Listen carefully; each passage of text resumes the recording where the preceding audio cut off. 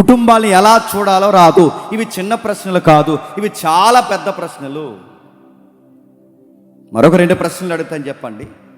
నన్ను చేసుకోవడం వల్ల నా భార్య జీవితం పూర్తిగా నాశనం అయిపోయిందని ఎప్పుడైనా నీ భార్య పట్ల నీకు అనిపించిందా? అలా అనిపించదు మనకి. ఈవిని చేసుకోవడం వల్లే చెప్పండి నాశనం అయిపోయాం అనిపిస్తుంది. రివర్స్ అడుగుతున్నాను, నన్ను చేసుకోవడం వల్ల నా భార్య జీవితం నాశనం అయిపోయిందని ఎప్పుడన్నా నీకు అనిపించిందా? లేదా నిన్ను చేసుకోవడం వల్ల నా భర్త జీవితం నాశనం అయిపోయిందని ఎప్పుడైనా అనిపించిందా? లేకపోతే రివర్స్ అనిపిస్తుందా? ఇవి పెద్ద ప్రశ్నలే, జీవితానికి అవసరమైన ప్రశ్నలే. వీటన్నిటినీ ఎప్పుడైనా మనం ప్రశ్నించుకున్నప్పుడు ఈ ప్రశ్నలకు సమాధానాలు ఉన్నాయా? ఒకవేళ రాత్రి వేళ ఎప్పుడైనా నీకు జ్ఞాపకం వచ్చినప్పుడు ఆ ప్రశ్నలకు జవాబు చెప్పుకుంటున్నావా? కంగారు పడ్డాను, ఆలస్యమైంది, త్వరగా చేసేసుకున్నాను, ఈ మనిషిని ఎందుకు చేసుకున్నాను, ఏంటి పరిస్థితులని ఎప్పుడన్నా నీకు అనిపించిందా? అనిపిస్తే జాగ్రత్త, నీకోసం ఈరోజు మాట్లాడుతున్నాడు దేవుడు, జాగ్రత్తగా విను. ఒకవేళ అలాంటి ప్రశ్న ఈ రోజుకి నీకు దోబూచులాడితే, అలాంటి ప్రశ్నల వెనకాల ఇలాంటివి ఏమన్నా నిన్ను దోబూచులాడి ఈ రోజుకి వెంటాడితే, భర్త విలువ భార్యకి, భార్య విలువ భర్తకి, కుటుంబ విలువ తెలియని పిల్లల విలువ తెలియని భార్య భర్తలు, ఇలాంటి కుటుంబాలుగా ఎవరైనా మీరుంటే జాగ్రత్త, ఈరోజు దేవుడు మీతోనే మాట్లాడబోతున్నాడు. ఫ్యామిలీ అనేది ఎంత విలువైనదో, కుటుంబం అనేది ఎంత విలువైనదో, ఆ విలువైన సంగతులు దేవుడు మీతోనే మాట్లాడబోతున్నాడు. కుటుంబ నేపథ్యం అనేది చాలా గొప్పది. కుటుంబ నేపథ్యం అనేది దేవుడు చాలా కోరుకుని ఎంపిక చేసుకునే విలువైన సంగతి. అలాంటి గొప్పది కుటుంబ నేపథ్యం. 4 విషయాలు నేను చెప్తాను, జాగ్రత్తగా వినండి. ఒకసారి ఆ స్క్రీన్ షాట్ చూడండి. 4 విషయాలు కనబడతాయి, చూడండి. చూద్దాం ఒకసారి. జూమ్ చదవండి. Relation, revolution, reflection, resurrection. అదే ఫ్యామిలీ అంటే. ఏంటి కుటుంబం అంటే? 4 విషయాలు చెబుతున్నాడు. రిలేషన్, సంబంధము అని అర్థం. రెవల్యూషన్, నీ హై ఓపెనింగ్ అయ్యే విషయాలు మ్యారేజ్లో తెలుస్తాయి. ప్రత్యక్షత, లైఫ్ అంటే ఇదిరా, ఇన్ని రోజులు ఏదో అనుకున్నాను, తిన్నాను, తిరిగాను, నచ్చినట్టు బతికాను, జీవితం అంటే కుటుంబం వచ్చాక అర్థమైందని ఒక ప్రత్యక్షత నీకు వస్తుంది. అదే నీకు కనబడేది రెవల్యూషన్. 3వది చెప్తున్నాడు రిఫ్లెక్షన్. నీ నుంచి నీ భార్య నుండి, నీ నుండి నీ భార్యకి, భార్య నుండి నీకు, మీ ఇద్దరు నుండి కుటుంబానికి, కుటుంబం నుండి సమాజానికి మీరు ఒక మెసేజ్, ప్రతిబింబం.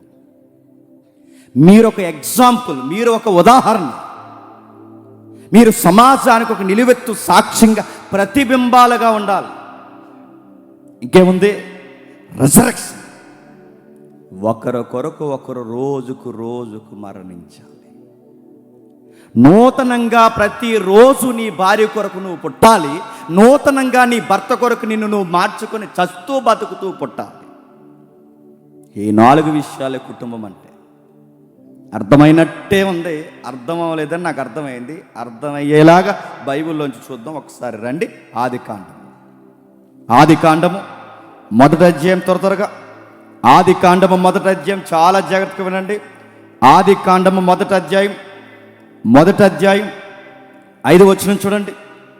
ఆదికాండం 1వ అధ్యాయం 5వ వచనం. దేవుడు ఎలుగునకు పగలనియు, చీకటికి రాత్రనియు పేర్లు పెట్టెను. అస్తమయం ఉదయం కలగొక దినమాయను. మరియు దేవుడు ఆ జలములను ఈ జలములను వేరుపరచగా, దేవుడు ఆ విశాలమును చేసి విశాల క్రింది జలములను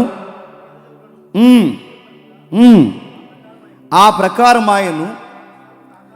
దేవుడు ఆ విశాలానికి ఆకాశం అని పేరు పెట్టిన. ఇలా చదువుకుంటూ పోతే 6 దినాలు కనబడతాయి మనకి. ఎన్ని? సృష్టి దినాలు 6 దినాలు, 6 దినాల్లో 6 రకాల విషయాలు జరిగాయి.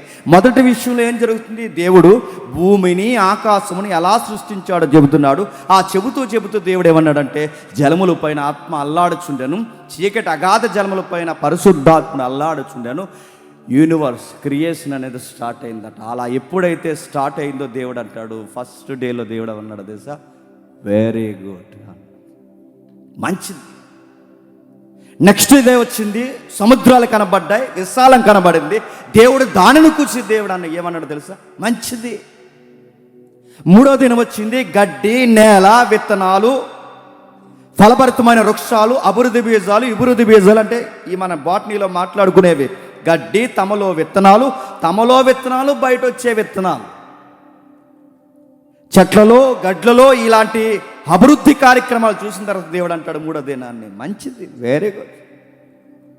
ఫస్ట్ దినం మంచిది అన్నాడు, 2వ దినాన్ని మంచిది అన్నాడు, 3వ దినాన్ని మంచిది అన్నాడు, 4వ దినాన్ని సూర్య చంద్ర నక్షత్రాలను కలగజేసి కాలములను సమయములను వాటిని నియమిస్తున్నప్పుడు దేవుడు వాటి అంతటినీ చూసి దేవుడు అన్నాడు మంచిది, నచ్చింది యూనివర్స్ అన్నాడు.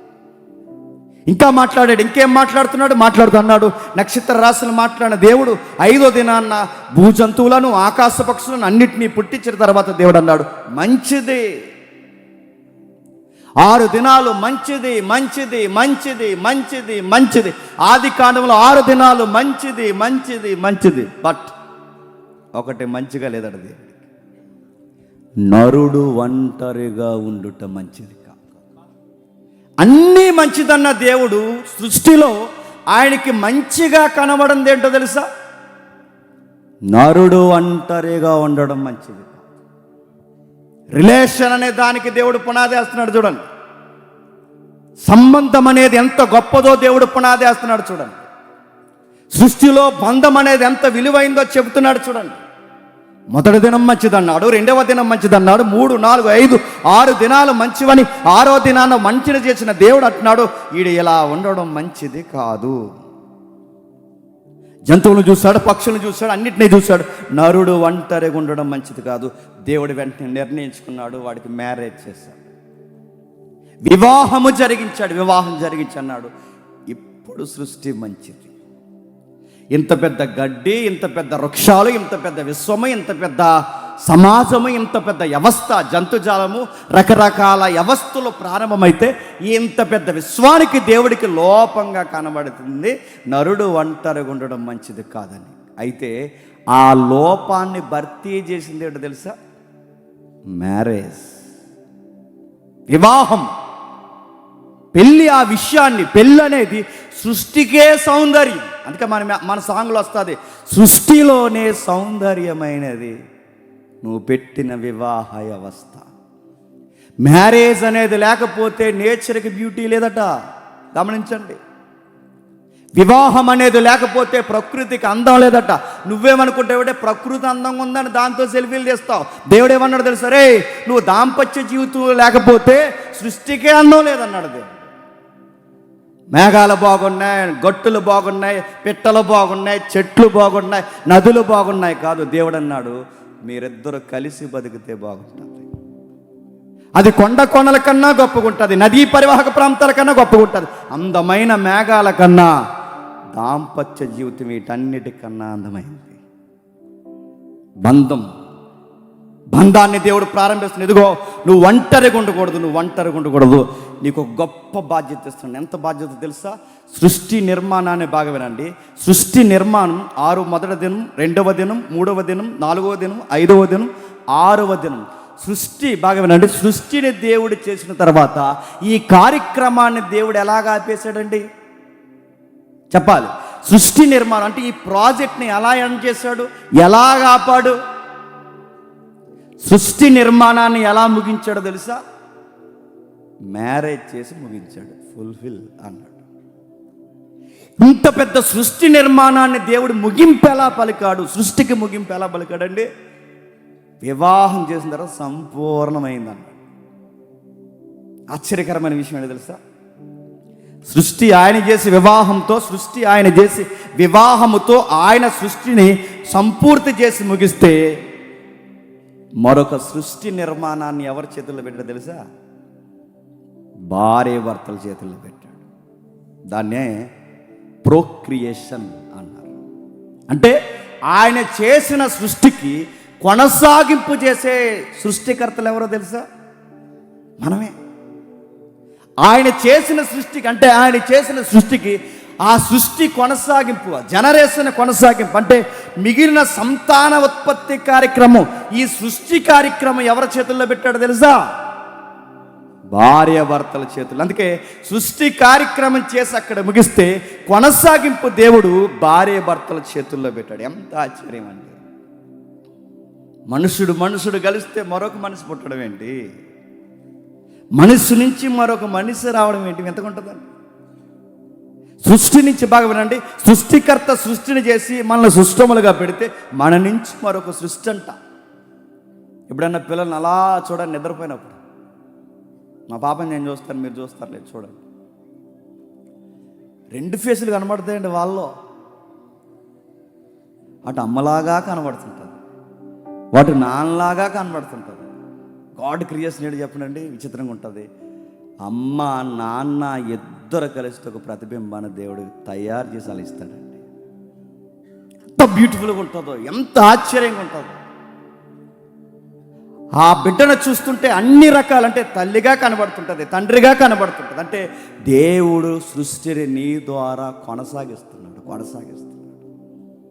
బంధం, భార్య ఒక బంధం, భర్త ఒక బంధం, పిల్లల ఒక బంధం, ఆశ్చర్యకరమైన బంధం.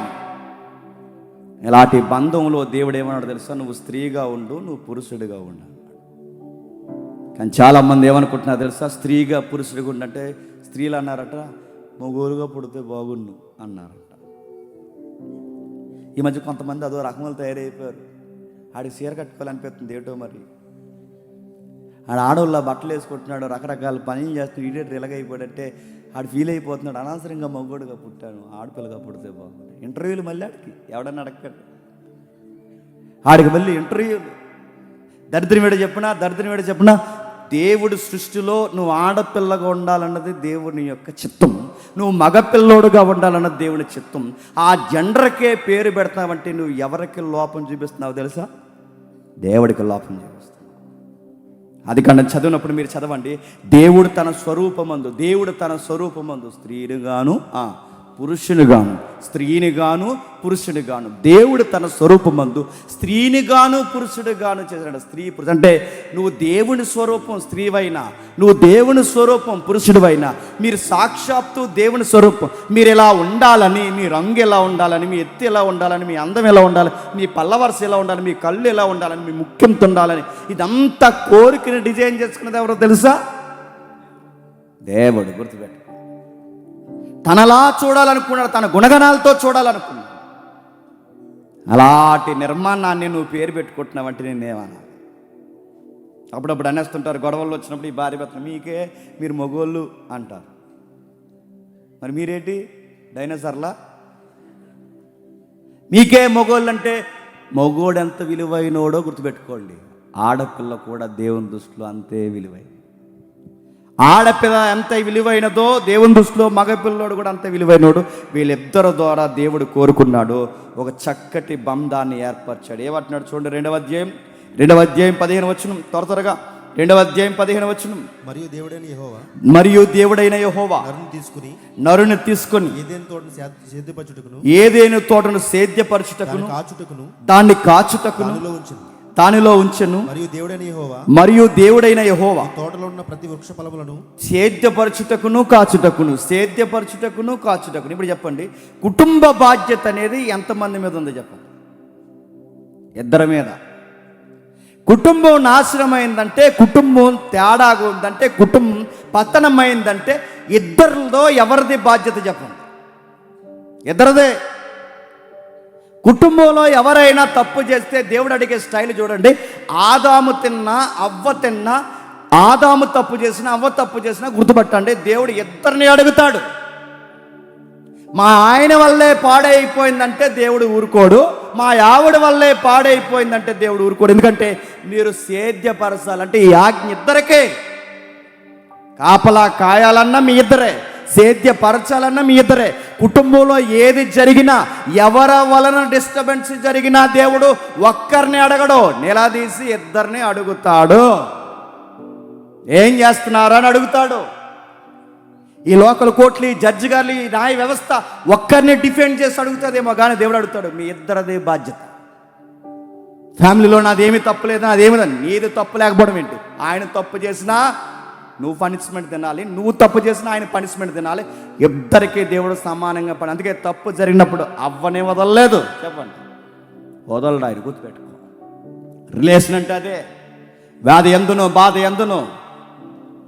ఎందును అదే రిలేషన్ అంటే గుర్తుపెట్టుకో. కష్టంలో, నష్టంలో, ఇబ్బందులో, సమస్యలో, బాధలో, డబ్బుల్లో, అప్పుల్లో, సమస్యలో, ప్రతి కన్నీటిలో, ప్రతి నవ్వులో ఉండేదే వివాహ బంధం అంటే. ఏమనుకుంటున్నారు? ఆయన బాధలు ఆయనయే, నా బాధలు నా అంటే నోర్మే, తప్పదే. తన బాధలు తనవే, నా బాధలు నాదే. వండుతుంది బట్టలు, నోర్మే, తన బాధ నీది కూడా. ఒకరి బాధలు ఒకరు, కలిసి నవ్వినా ఇద్దరు నవ్వాలి, నవ్వినా కలిసి ఇద్దరు నవ్వాలి, ఏడ్చినా కలిసి ఇద్దరు ఏడవాలి. ఒక ప్రయాణం పోయిన ఇద్దరు కలిసి నిర్ణయం తీసుకోవాలి. ఒక వస్తువు కొనాలన్నా ఇద్దరు కలిసి మాట్లాడుకోవాలి. ప్రతిదీ తనతో డిస్కషన్ చేయాలి. ఎందుకంటే దేవుడు రిలేషన్లో అదే పెట్టాడు. రిలేషన్లో అదే దేవుడు పెట్టాడు. బంధం ఏర్పరిచాడు దేవుడు. కలిసి చెయ్యాలి. ఏది చేసినా మీ ఇద్దరు ఏమాత్రం నిర్ణయాలు తేడాగున్నా, మీ ఇద్దరు ఏమాత్రం నవ్వడంలో తేడా వచ్చినా, ఒకరు నవ్వుతూ ఒకరు ఏడుస్తూ ఒకరు నవ్వునా, దేవుడు అన్నాడు, జాగ్రత్త. తను ఏడుస్తే నువ్వెందుకు నవ్వుతున్నావు, నువ్వేడుస్తుంటే తనెందుకు నవ్వుతున్నాడు? ఫ్యామిలీలో కన్నీరు వచ్చిందంటే ఇద్దరికి సంబంధం ఉంది. కుటుంబంలో బాధ కలిగితే ఇద్దరికీ సంబంధం ఉంది. నవ్వులో ఇద్దరికీ సంబంధం ఉంది. ఆయన చేసిన అప్పుల్లో ఇద్దరికీ సంబంధం ఉంది. అది ఎలా ఆయన అడగండి అనుకో, బాధ్యత లేడు దానికి. చెప్పు, అప్పు చేసే ముందు చెప్పు, తిప్పలు తెచ్చే ముందు చెప్పు, ఆలోచించి అడగమని చెప్పు. మీ ఇద్దరికి బంధం ఉంది, బాంధవ్యం ఉంది. మీ ఇద్దరు ఏమాత్రం నవ్వులో తేడా వచ్చినా, మీ ఇద్దరు ఏమాత్రం ఏడవల్లో తేడా వచ్చినా, మీ ఇద్దరు ఏమాత్రం హెచ్చుతగ్గులు సమానంగా లేక హెచ్చుతగ్గులు కనబడినా, సమానంగా కనబడకపోతే ఇది ఎవరు అబ్జర్వ్ చేస్తారు చెప్పనా? నీ పిల్లలు చూస్తారు. ఖచ్చితంగా చూస్తారండి పిల్లలు. సీరియస్గా మీ ఇద్దరు మాట్లాడుకోండి, చిన్న హృదయం చెదిరిపోద్ది వాళ్ళది. సీరియస్గా మాట్లాడుకోండి, వాళ్ళు గోడ వైపు తిరిగి ఏడుస్తారు. సీరియస్గా మాట్లాడుకోండి, వాళ్ళు అక్కడి నుంచి వెళ్ళిపోతారు. సీరియస్గా మాట్లాడుకోండి. ఎట్కరం అనుకుంటున్నారు పిల్లల ముందు గొడవ పెట్టుకోవడం అంటే? చాలాసార్లు చాలామందికి ఎద్దుల్లాగా ఎదుగుతారు, బుద్ధి జ్ఞానం ఉండదు. వాళ్ళ ముందు గొడవ పెట్టుకుంటారు, వాళ్ళ ముందు అరుచుకుంటారు. నోర్మి, బయటకు పో, ఆ బాధలో పోయి కొట్టుకోండి ఇద్దరు. లోపల పో. ఆ పిల్లలు, ఎదిగే పిల్లలు ఉన్నారు. మీరు ఎలాగే కొట్టుకుని తట్టుకొని, మీరు ఇలాంటి మాటలు మాట్లాడుకుంటే ఏమనుకుంటారు వాళ్ళు? ఒక బ్యాడ్ ఎగ్జాంపుల్ చూపిస్తే, ఒక బ్యాడ్ ఎగ్జాంపుల్ ఏంటి చెప్పిన? మ్యారేజ్ అంటే ఇలాగే ఉంటుందిరా, పెళ్ళి అంటే ఇలాగే ఉంటుందిరా, మాలాంటి సావు నువ్వు సావకరాన్ని నీ కొడుకు నేర్పిస్తున్నారా? భార్యగా భర్తగా కలిసి పెళ్ళంటే ఇలాగ ఏడుస్తారా, ఇలాగ కొట్టేస్తాం, అందుకే పెళ్ళిళ్ళు వద్దురా అని చెప్తున్నారా? ఇండైరెక్ట్గా మెసేజ్ ఇస్తున్నారా? ఇలాంటివి నేర్పిస్తాడు. రెడ్ లైట్ ఏరియాలో తిరుగుతాడు. ఏమనుకుంటున్నావు? పిల్లం లేకపోతే ఇలాంటివి నేర్పిస్తాడు. ఎక్కడ తిరుగుతాడు? నేను కావాలని అంటున్నాను, కొన్ని దరిద్రపు సెంటర్లో తిరుగుతాడు. హెచ్ఐవి ఏమనుకుంటున్నావు? పాడి పనులు చేసి సుఖవేదలు వచ్చేస్తాడు. ఈ కొడుకు పోతాడు. ఏమనుకుంటున్నావు? పెళ్ళని ఒక బ్యూటీ నువ్వు ఎందుకు చూపించలేకపోతున్నావు? ఎందుకు కనబరచలేకపోతున్నావు? కొట్టుకోవడమే సంసారం అనుకుంటున్నారా? తిట్టుకోవడమే సంసారం అనుకుంటున్నారా? నడుతున్నాను. పిల్లలు జాగ్రత్త. మీ బంధాలు సరిగ్గా ఉంటే, మీ పిల్లల బంధాలు సరిగ్గా ఉంటే దీన్నే రిలేషన్ మెయింటైన్ చేయడం అంటారు. దాన్నే బంధము మెయింటైన్ చేయడం అంటారు. ఇది ఉండాలి మ్యారేజ్. రెండోది ఏంటో తెలుసా? రెవల్యూషన్, ప్రత్యక్షత మాట్లాడుతున్నారు. ప్రత్యక్షత అంటే ఆదాముకు ప్రత్యక్షత వచ్చిందట పెళ్ళిలో. ఏమొచ్చింది చూడండి ఒకసారి. ఆదికాండము త్వరగా ఆదికాండం మొదటి అధ్యాయం 18వ వచనం. తెలిసిన వచనాలైనా కావాల్సిన విషయాలు ఉన్నాయి, ఒకసారి చదువుదాం. ఆదికాండం మొదటి అధ్యాయం 18వ వచనం నుండి. భూమి మీద వెలుగిచ్చుటకును క్షమించండి, 2వ అధ్యాయం 18వ వచనం నుండి. మరియు దేవుడైన యెహోవా, నరుడు ఒంటరిగా ఉండుట మంచిది కాదు, సాటి అయిన సహాయమును వాని కొరకు చేయుదును అనుకున్నాను. దేవుడైన యెహోవా ప్రతి భూజంతువును, ప్రతి ఆకాశ పక్షిని నేల నుండి నిర్మించి ఆదాము వాటికి ఏ పేరు పెట్టినో చూచుటకు అతని యొద్దకు వాటిని రప్పించెను. వాటిని అతని యొద్దకు రప్పించెను. జీవము గల ప్రతి దానికి ఆదాము ఏ పేరు పెట్టినో ఏ పేరు పెట్టెనో ఆ పేరు దానికి కలిగెను. ఆ పేరు దానికి కలిగెను. అప్పుడు ఆదాము సమస్త పశువులకును సమస్త పశువులకును ఆకాశ పక్షులకును ఆకాశ పక్షులకు సమస్త భూజంతువులకును పేరు పెట్టెను. పేర్లు పెట్టిన. ఆగుదాం, బాగా వినండి. మొదట ఈ 18 వచ్చిన ఏమన్నాడండి? నరుడు ఒంటరిగా ఉండుట మంచిది కాదు. మరి మంచిది కాదన్నాడు వెంటనే పెళ్లి చేయాలి కదండి. పెళ్ళి వెంటనే ఎందుకు చేయట్లేదు? ఎందుకంటే పెళ్ళిలు తెలియనోడికి పెళ్లి చేస్తే పిల్లని ఏం చేస్తాడు? రాసి రంపాన్ని ఎడతాడు. పెళ్ళిలు తెలియనోడికి వెంటనే పెళ్లి చేస్తే ఏం చేస్తాడు? ఆ పిల్లని విలువగా చూడలేడు. భార్య విలువ తెలిసే వరకు పెళ్లి జోలికి పోకూడదు. అదే ప్రత్యక్షత అంటే. ఆదాముకు తెలియాలి ఇప్పుడు ప్రత్యక్షత. ఏం ప్రత్యక్షత? ఒంటరిగా నరుడు ఉన్నాడన్న సంగతి నాకు తెలియడమే కాదు, ఆడు ఎంత ఒంటరిగా ఉన్నాడన్న సంగతి నరుడైన వాడు కూడా తెలియాలి. మ్యాచింగ్స్ పెట్టాడు దేవుడు. మ్యాచింగ్ ఎవరు వచ్చారో తెలుసా? పులి వచ్చింది, నక్క వచ్చింది, పిల్లి వచ్చింది, కుక్క వచ్చింది, అన్ని రకాలు వచ్చాయి. చూస్తున్నాడు, పేర్లు పెడుతున్నాడు. అద్భుతంగా ఉంటుందండి. పేర్లు పెట్టాడు, రకరకాలు పెట్టాడు, పేర్లన్నీ పెట్టాడు. నేను అనుకుంటానండి మ్యాచింగ్స్ అవి. ఆదాముకి ఫస్ట్ మ్యాచింగ్స్ అవి. చూశాడు, పులి మ్యాచ్ అవ్వదు. ఏ వచ్చినా జంటలుగానే వస్తున్నాయి. ఆ జంటల మధ్య ఒంటరిగా ఉన్నది ఎవరో తెలుసా? ఆదామన్నాడు. అరే ఎల్లో ఆడ మగ ఉంది, జెండర్స్ ఉన్నాయి ఇందులోని. జెండర్స్ అంటే ఆడ ఉంది, మగ ఉంది. ఇక్కడ ఆడ ఉంది, మగ ఉంది. పిల్లులు ఆడ ఉంది, మగ ఉంది. కుక్కలు ఆడ ఉంది, మగ ఉంది. ప్రతి జంతువుకి ఆడ మగ జెండర్ ఉంది. నేను మగే ఉన్నాను, ఆడేది డౌట్ రేజ్ అయింది. ఆదాం అన్నీ జంటలుగా ఉన్నాయి, అన్నీ బాగున్నాయి, అంతా చక్కగా ఉన్నాయి, పేర్లు పెడుతున్నాం. మరి నాకేది తోడు? రేజ్ అవ్వాలి ఆదాము. అందుకే తీసుకొచ్చాడు. అంతే తీసుకొచ్చిన తర్వాత అబ్జర్వ్ చేసుకుంటున్నాడు. తన స్కిన్ ఒకలా ఉంది, పులిది ఒకలా ఉంది. తన శరీరం ఒకలా ఉంది, పిల్లి ఒకలా ఉంది. తన శరీరం ఒకలా ఉంది, కుక్క ఒకలా ఉంది. స్కిన్ చూసుకుంటున్నాడు, యాటిట్యూడ్ గమనిస్తున్నాడు, చూసుకుంటున్నాడు. జీనియాలజీలో కొన్ని విషయాలు, అంటే బయాలజీలో ఒక విషయాన్ని మాట్లాడాడు. చూసి ఏమన్నాడు తెలుసా? నిద్రపో అబ్బాయి, నీకు చాలా క్వశ్చన్స్ స్టార్ట్ అయిపోయినా అనుకున్నాడు దేవుడు. రెస్ట్లోకి వెళ్ళాడు. రెస్ట్లో నుంచి ఇలా లేచిన వెంటనే కనబడ్డది ఎవరు? అమ్మల్ని కన్నా అమ్మ, అవ్వమ్మ. అంతే. మరి చెట్టెక్కి పాడాడో పుట్టెక్కి పాడాడో పాట నాకు తెలియదు. కానీ అప్పుడప్పుడు అలా హిమాలయాలకు పోతుంటారు సడన్గా, చూసారా? డ్రీములు హిమాలయాలకు పోతారు కదా, అలా పాటలు పాడు, అలా పాడు, ఇలా పాడు. కానీ పాట మాత్రం చాలా అర్థవంతంగా పాడాడండి. అందులో బయాలజీ ఉంది. ఆయన పాడిన పాటలో బయాలజీ ఉంది. ఆయన పాడిన పాటలో మీరు జాగ్రత్తగా అబ్జర్వ్ చేయండి. సెల్స్ గూర్చిన భాగాలు మాట్లాడాడు. ఏమన్నా తెలుసా? నా ఎముకలలో ఎముక, నా మాంసములో మాంసమా. ఏంటిది? ఎందుకు అలా అంటున్నాడు? నా ఎముకల్లో ఎముక, నా మాంసంలో మాంసం ఎందుకు అంటున్నాడు? ఎందుకు అంటున్నాడు తెలుసా? నా ఎముక వేరు, నా ముందొచ్చిన పులి ఎముక వేరు. నా ఎముక వేరు, నా ముందుకొచ్చిన ఈ నక్క ఎముక వేరు. నా శరీరం వేరు, ఈ జంతువుల శరీరం వేరు. నా శరీరం వేరు, ఈ జీవుల శరీరం వేరు. ఇప్పుడు నాకు సరైన మ్యాచింగ్ వచ్చింది. సేమ్ స్కిన్ అన్నాడు. నా ఎముకలాగే ఉంది నా ఎముక, నా మాంసంలాగా ఉంది మాంసం. కరెక్ట్ మ్యాచింగ్ వచ్చింది. అంతే, ఇంకా పాటే. వెంటనే పాట పాడాడు. తను మాట్లాడుతున్నాడు చూడండి. జీన్స్ కోసం మాట్లాడుతున్నాడు, కణ విభజన కొరకు మాట్లాడుతున్నాడు, సెల్స్ కోసం మాట్లాడుతున్నాడు. ఇంకేంటో తెలుసా? జెండర్ ఏంటో డిసైడ్ చేశాడు. జెండర్ నువ్వెవరో తెలుసా? నారీ, స్త్రీవు నువ్వు. జెండర్, నేను పురుషుణ్ణి, ఇది నా జెండర్. నువ్వు స్త్రీవి, ఇది నీ జెండర్. అరే ఎంత బాగా అర్థమైపోయిందంటే, అది అర్థమయ్యేంత వరకు దేవుడు ఏం చేయలేదు చెప్పండి? చేయలేదు. గుర్తుపెట్టుకో. మీకే బ్యాచిలర్ చెప్తున్నాను వినండి. మీకు పెళ్ళిళ్ళు అంటే ఏంటో అర్థం కావాలి అంటే, భార్య అంటే ఏంటో వాల్యూ తెలిసేంత వరకు పెళ్లి చేయలేకపోకండి. పెళ్లి మీద అవగాహన లేకపోయినా, ఒంటరితనం యొక్క విలువ తెలియకపోయినా, దేవుని యొక్క ప్రత్యక్షత మీకు లేకుండా పెళ్లి చేసుకుంటే మీకు ఇసుకెత్తిపోయి ఆ వచ్చిందాన్ని ఏడిపించి పడే సూసైడ్ చేసుకునేలా చేసేస్తారు మీరు. చివరికి నీ టార్చర్ తట్టుకోలేక, చివరికి భరించలేక ఆ రకరకాల విషయాలకి రకరకాల నేరాలు జరిగిపోతాయి. కొంతమంది వయసు మళ్ళీ బుద్ధి పెరగదండి, తల్లిదండ్రులకు అలా అన్నారట. మాట అంటలేదండి, ఎదవా పెళ్లి చేశారా అన్నారట. ఆడు 5 ఏళ్ళు పెంచితే మీ మాట వింటలేదు, ఇప్పుడు ఆ పిల్ల మాట వింటాడాడు. 5 ఏళ్ళు పెంచితే మీ మాటే వింటలేదు, ఇప్పుడు ఆ ఎరగని దాన్ని తెచ్చి ఇడికి చేస్తే వాడు వింటాడా? Water tank ఎక్కించేస్తాడు, వింటాడా? ఈడు టార్చర్ తట్టుకోలేక గ్యాస్ స్టవ్ మీద కూర్చుంటుంది, వెళ్ళి వింటాడా? నా ఇష్టమే, నేను ఎలాగా ఉంటానే, నీ దిక్కున్న కాడ చెప్పుకోవే, నువ్వెవరువే నాకు చెప్పడానికి ఉంటుంది సాంగ్లో. నువ్వెవరు నాకు చెప్పడానికి పో అంటాను. ఎందుకంటే వీడికి వివాహం విలువ తెలియదు, వీడి కుటుంబం విలువ తెలియదు. ఇలాంటి గాలోడికి నీ కూతురునిచ్చి పెళ్లి చేస్తే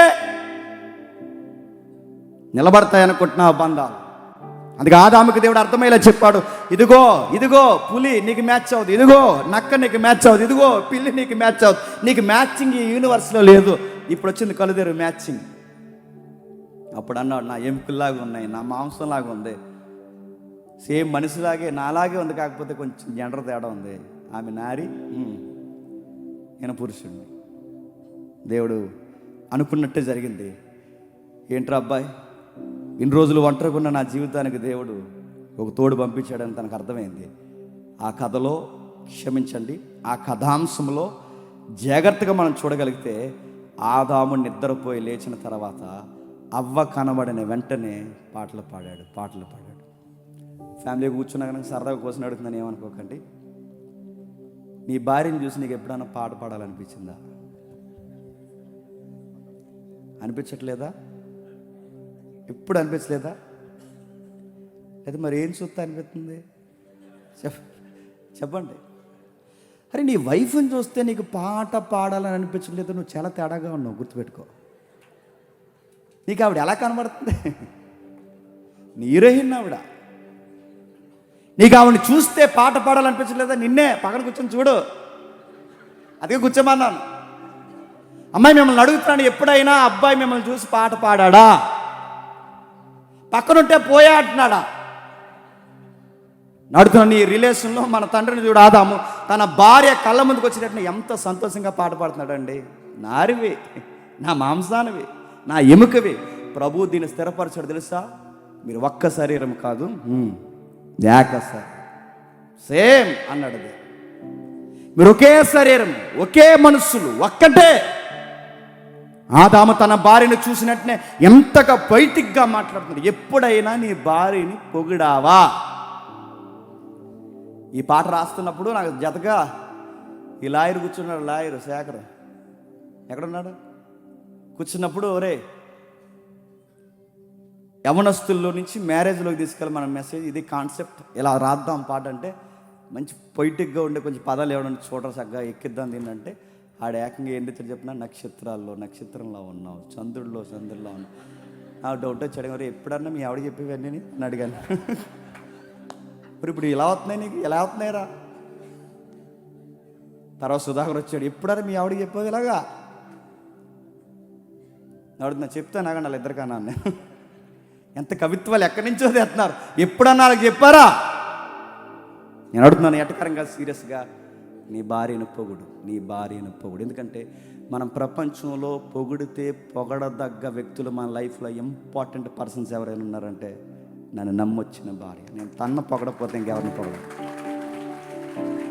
బుజ్జి అంటావో, బజ్జీ అంటావో, బంగాళదుంప అంటావో, నువ్వేమంటావు అనబ్బా.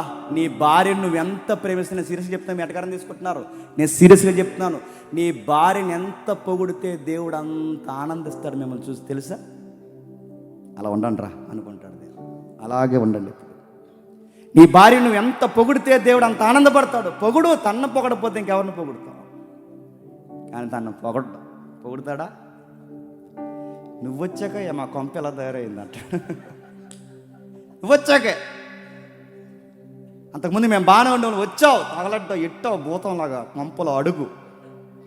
ఇవన్నీ దేవుడు చూస్తాడు తెలుసా?